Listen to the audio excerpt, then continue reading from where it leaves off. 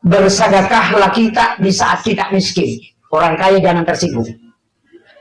Orang kaya itu susah mengalahkan sedekahnya orang miskin. Karena agama itu menghitung persen, bukan menghitung nilai. Orang punya uang 100 miliar, itu zakatnya 2,5. Orang punya uang 1 miliar, itu zakatnya juga 2,5. Orang punya uang 100 juta, zakatnya juga 2,5.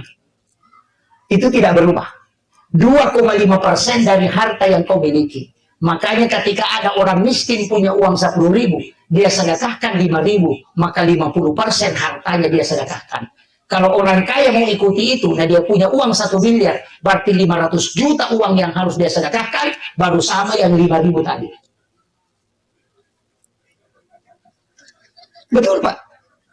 Agama itu hitung persen, bukan hitung nilai.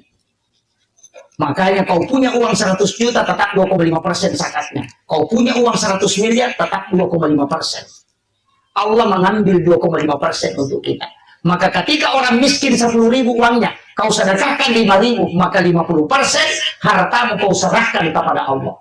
Kalau orang kaya punya uang 1 miliar, baru dia mau ikuti tadi sedekah ini sama 50%, berarti 500 juta baru bisa.